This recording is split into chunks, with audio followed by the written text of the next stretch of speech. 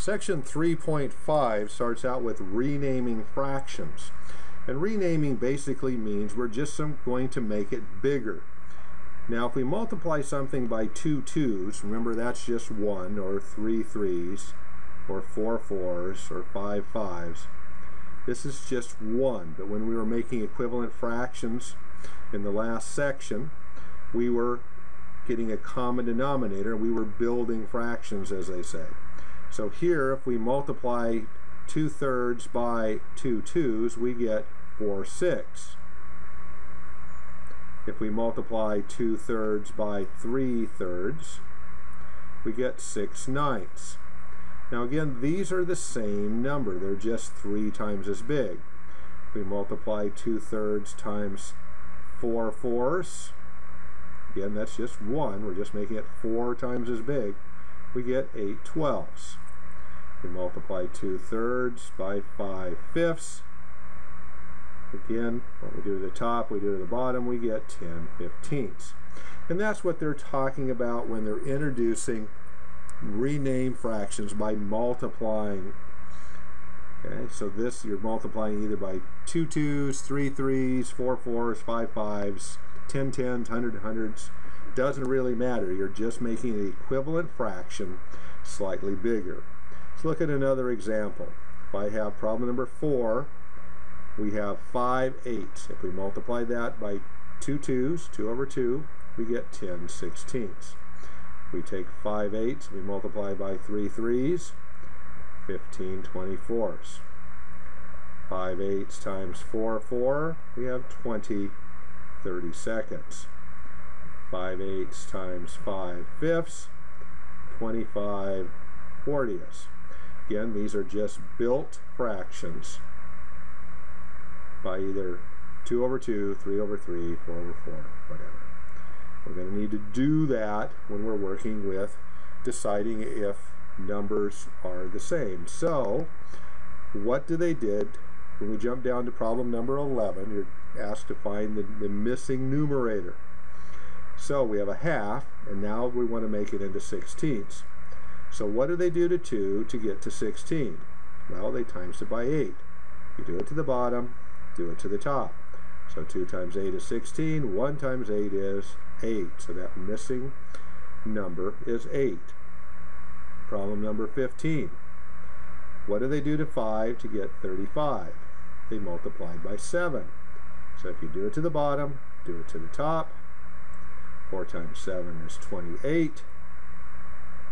Have our answer. Now what do we do when we have something that you're not sure exactly what it goes into for sure? Well, we can do what I call cross multiply and divide. So let's go back up here to this previous example here and look at how that works.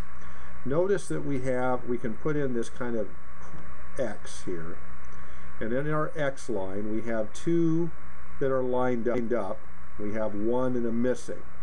So our cross multiply and divide, we're going to multiply the 2 numbers that add up or are aligned along the kind of our dotted lines here.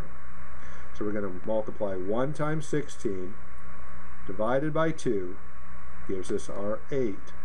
So we're cross multiplying, dividing by the odd guy out, that he doesn't have a partner yet. So we're multiplying the 2 that are in a line, dividing by the last guy, or last numeral, and we get our missing number. So in this particular case, down here, you may not know exactly how many times they took 18 into 144. So we can use our cross multiply and divide, and we're going to use this little formula or process a lot in the next few sections and chapters. So this is a good one to learn. So we're going to cross multiply and divide, and we can use a calculator for this. So we take 13 times 144, we get 1872 because they're aligned, and we're going to divide by our odd guy out here.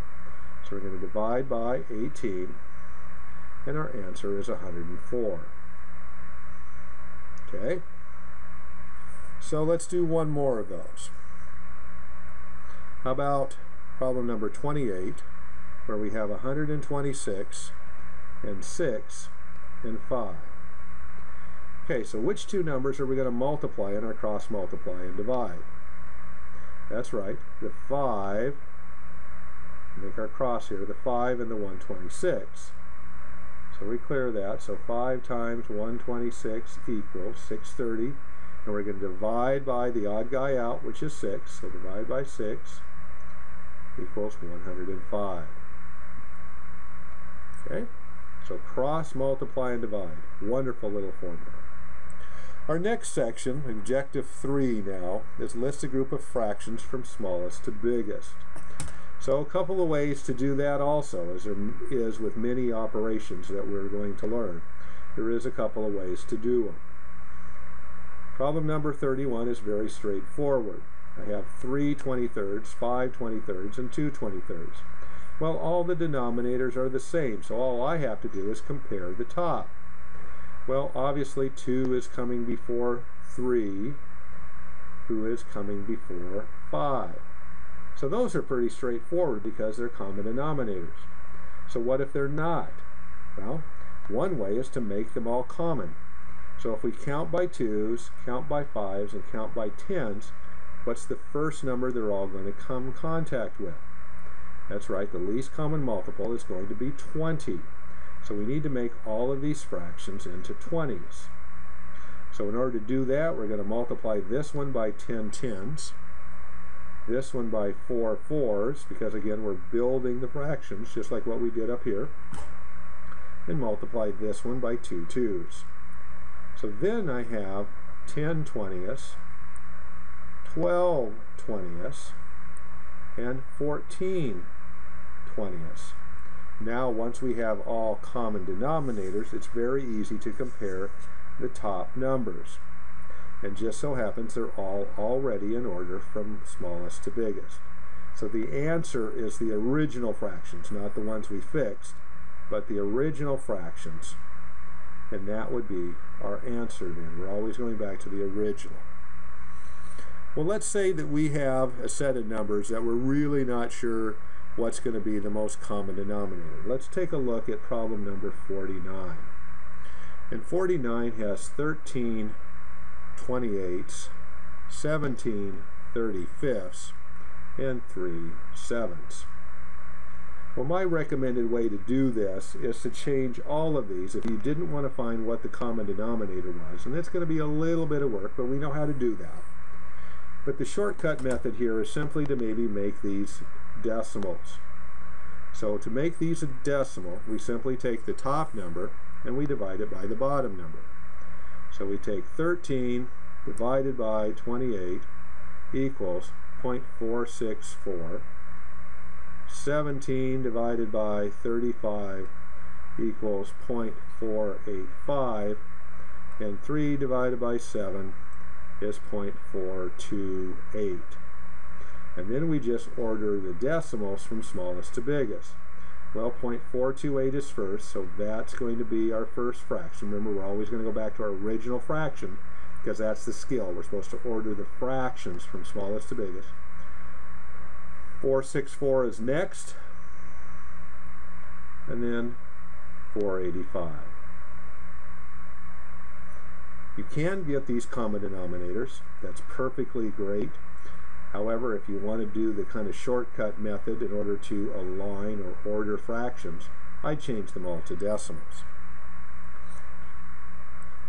The last question or last skill is they want you to be able to interpret then inequalities. And again, there's a couple of ways to do these. Common denominators, perfect. We can get common denominators. So if we count by 15s and count by 60s, what's the first number we get? This is problem 53, by the way. Well, 15 does go into 60, so that must be my least common multiple. In order to do that, I multiply by 4 4s. So 4 times 4 is 16, 4 times 15 is 60. Now I can compare, is 16 60ths greater than 17? We actually read this, 17, is that less than 16? No. So this statement is false. Okay, let's do another problem. 54, we raise this here a little bit. So problem 54 is 8 25ths, and is that less than 59 hundredths? Well, again, will 25 go into 100? That's always our first check. The answer is yes. How many 25s in 100? 4. What we do to the bottom, we do to the top, or we do it by 4/4. That's really 1, just like what we did up above. So we have 32 100ths. Is 32 100ths less than 59 100ths? Yep. So that statement is true. Now, I promise you another way to do these. We can do common denominators, but I'm going to rewrite this problem. And there's kind of a fast cut way to do that. What we're going to do is we're going to cross multiply. So 100 times 8 is 800. Okay? And we're going to cross multiply this way. And we may not always know those answers in our head, so we can use our little cheat here. So 25 times 59 equals 1475. Again, we're going to cross multiply in that direction. Okay, so now we're just comparing the top numbers. Is 800 less than 1475? Yep, but we already knew that. So let's do another problem. Let's do 57. We have 5 30-seconds. Is that less than 7 40ths? Again, getting a common denominator between those two is going to be a little bit of work, but we can use that cross multiply method. Okay, so we're going to cross multiply up. So 40 times 5 is 200.